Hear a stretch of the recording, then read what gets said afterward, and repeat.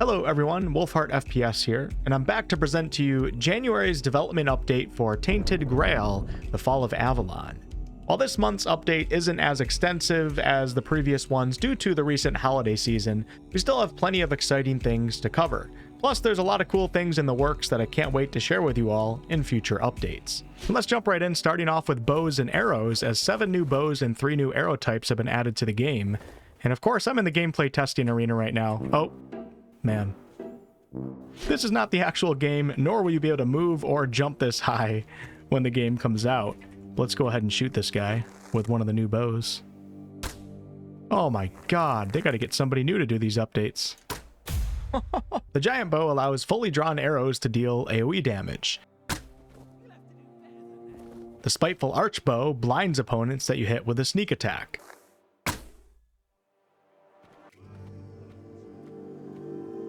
The Cascade Deluge bow allows consecutive attacks to deal 1 more damage.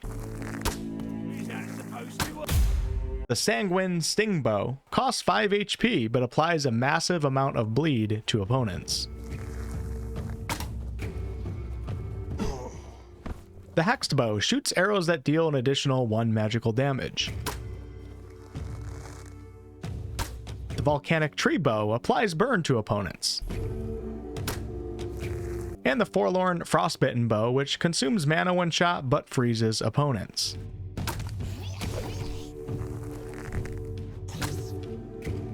Let's break up archer stuff though for a moment and talk about the devs continuing to add new creatures to the game. And this month we have the Flesh Tree. Let me go ahead and spawn.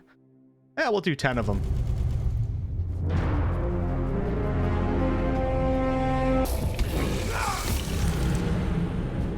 That wasn't a good idea. Really cool creature design though. Look at this guy.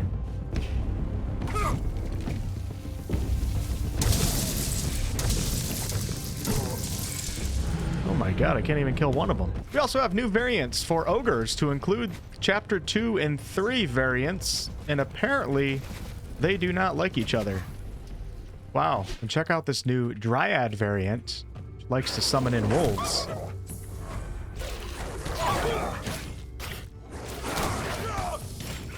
Back to archer stuff. As for arrows, every arrow type has been rebalanced and tiered accordingly, especially elemental arrows, of which include fire, cold, poison, and also sharpened. The tier that your arrow will be depends on how you craft it.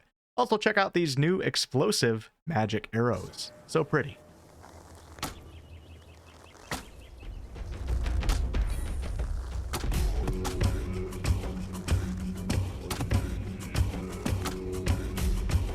We even have 5 new consumables for archers. The Stagfather's Tonic, which decreases stamina usage when drawing a bow. The Rapid Shooter's Mixture, which increases bow draw speed.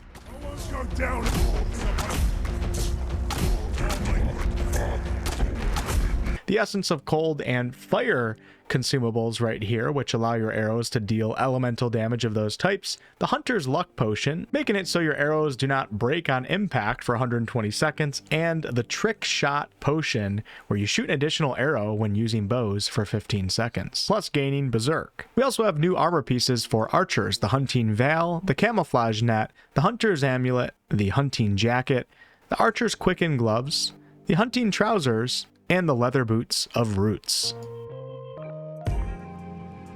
Moving on, I'm excited to announce that the devs have added unique visual effects to different spells in the game. So before, they were mostly all just these plain magical spheres that you held in your hands. Well, what you're looking at right now are some cool VFX for Camelot and Red Priest's magic. Love to see it for all you magic users out there. The devs are also adding 14 new skills to the spirituality tree right here, so it'll be more fleshed out like you see here with like strength and dexterity. Moving on to the chapter 1 region of the game, the Horns of the South. And believe it or not, new content continues to be added to this region by the devs. Now close your eyes if you don't want visuals spoiled here, but there is a new boss fight that has been added, and this is a boss that's called the Scourge of the Seas.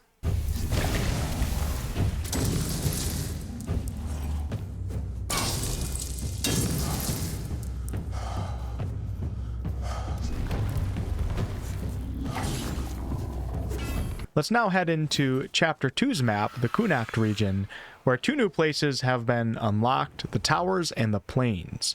Now, both of these locations lead to the Forlorn Swords region, Chapter 3. And the Towers is a place that offers players some additional exploration and combat opportunities. You can see I'm walking around in this area right now. And the Plains focuses on giving players a vast free roaming area where you can have some fun on your horse.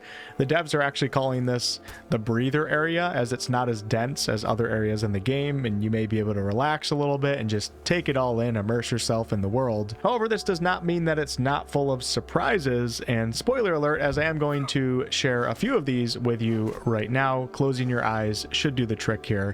I don't think the names are going to spoil you too much. We have the Tibby boss fight.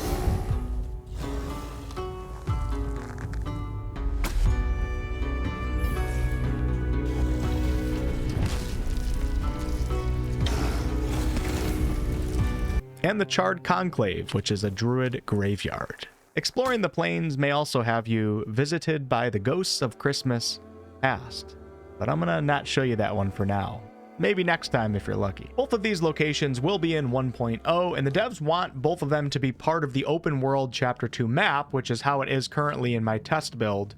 But optimization checks and results over time will reveal whether or not they need to be behind a loading screen. And last but not least, in the Horns of the South, the devs have added a post-storyline quest. So after you've become one of the keepers, which is a regular quest, you'll then be tasked with getting rid of additional bandit bosses to recapture some regions in the Horns of the South. They will become populated by keepers. And that's going to be it for this month's development update. If you missed the previous months, I highly recommend going back and checking those out. There's some really cool stuff in those. And also be on the lookout for future updates. I'll catch you all on the next one.